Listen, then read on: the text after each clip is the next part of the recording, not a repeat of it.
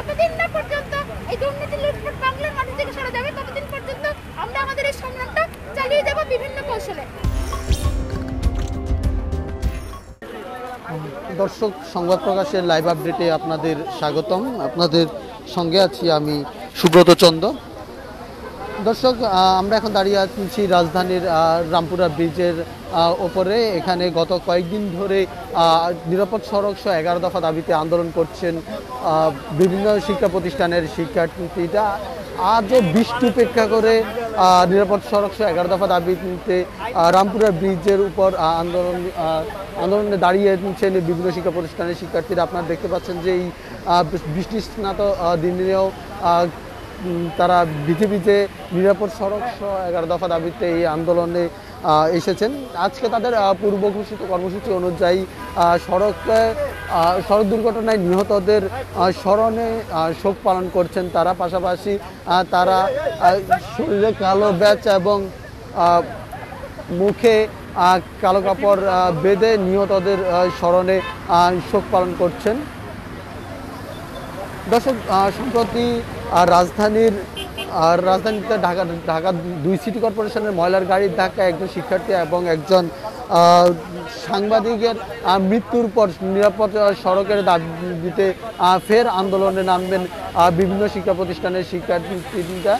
রাজধানীর বিভিন্ন স্থানে এবং বিভিন্ন স্কুল কলেজের সামনে নিরাপদ সড়কের দাবিতে শিক্ষার্থীদের আন্দোলন করতে দেখা যায়। এরপর গত সোমবার রাজধানীর রামপুরায় একরামুন্নাসে উচ্চ বিদ্যালয়ের এক শিক্ষার্থী যাত্রীবাহী বাস চাপায় নিহত হওয়ার পর সেই নিরাপদ সড়কের দাবিতে আন্দোলন বেশ আরও জোরদার হয় এবং জোরালো হয়। এরপর থেকেই প্রতিদিন এই রাজধানীর রামপুরা ব্রিজের উপর এবং আশপাশের এলাকায় নিরাপদ সড়ক সহ 11 দফা দাবিতে আন্দোলন করছেন শিক্ষা প্রতিষ্ঠানের বিভিন্ন শিক্ষা প্রতিষ্ঠানের শিক্ষার্থীরা।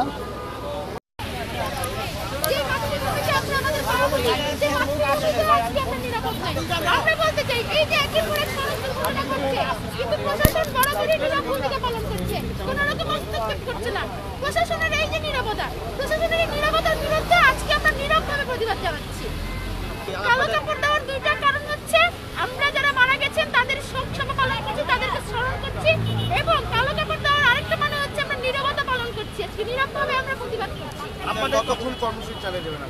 আমরা আজকে খুব বেশিক্ষণ চালাবো না। আপনারা দেখছেন বৈরী আবহাওয়াতে আমরা এখানে এসে উপস্থিত হয়েছি আপনাদেরকে জনগণকে জানানোর জন্য যে আমরা আছি রাজপথে। বৈরী আবহাওয়া হোক আর যেমন আমরা রাজপথে আছি, আমরা রাজপথে থাকবো। আপনাদের পরবর্তী কর্মসূচি আমাদের হচ্ছে আগামীকালে আমরা কোনো কর্মসূচি রাখছি না।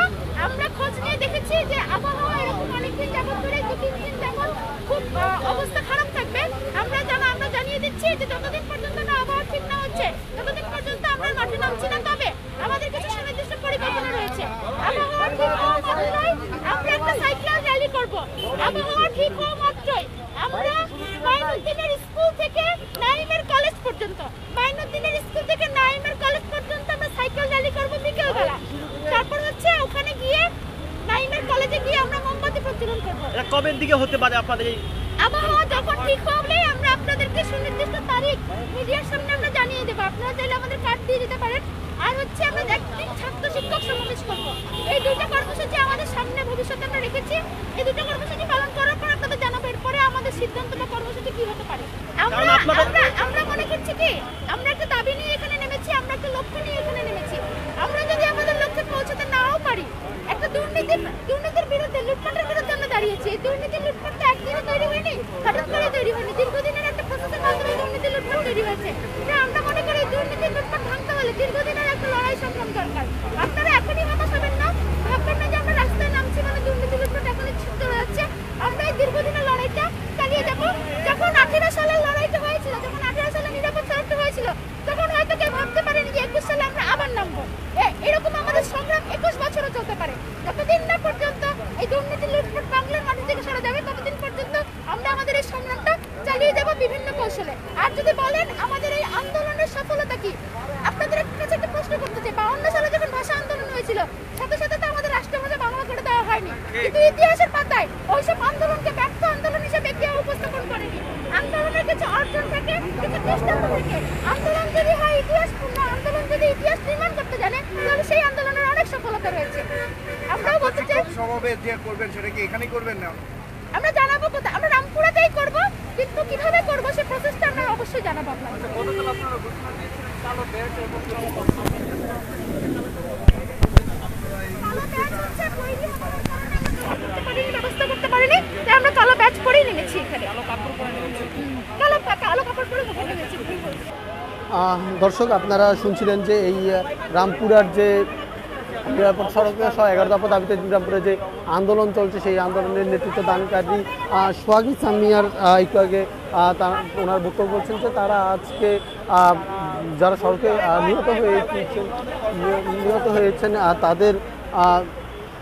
তাদের উদ্দেশ্যে শোক, তাদের প্রতি, তাদের স্মরণে এই শোক পালন করছেন। এই জন্য তারা মুখে কালো কাপড় বেঁধে আজকে এই বৈরী আবহাওয়ার মধ্যেও এখানে রামপুরা ব্রিজে এসে জড়ো হয়ে নিয়েছেন। তবে তারা আজকে খুব বেশি সময় ধরে তাদের এই কর্মসূচি পালন করবেন না, যেহেতু বৈরী আবহাওয়ার মধ্যে শিক্ষার্থীদের কষ্ট করে বৃষ্টিতে ভিজে আসতে হয়েছে, তাই তারা শীঘ্রই এই কর্মসূচি সমাপ্ত করবেন এবং তারা আগামীকাল থেকে আর কোনো আপাতত কর্মসূচি রাখছেন না, যেহেতু তারা আবহাওয়া অধিদপ্তরের খোঁজ নিয়েছেন আগামী কয়েকদিন বৃষ্টি, এই বৈরী আবহাওয়া থাকবে, যার কারণে তারা আগামী কয়েকদিন কোনো কর্মসূচি রাখেনি। যখনই এই আবহাওয়া ঠিক হবে তখনই তারা আবার নতুন কর্মসূচিতে নামবেন। তারা জানিয়েছেন যে তারা এই রামপুরায় একটি ছাত্র শিক্ষক সমাবেশের আয়োজন করবেন। পাশাপাশি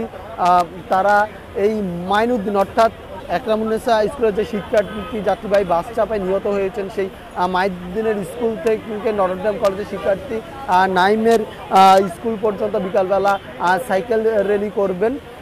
তবে সেটি আবহাওয়া ঠিক হওয়ার পরেই তারা তাদের এই কর্মসূচি করবেন এবং সেটি তারা গণমাধ্যম কর্মীদেরকে কর্মসূচির আগে জানিয়ে দেবেন বলে একটু আগে জানিয়েছেন।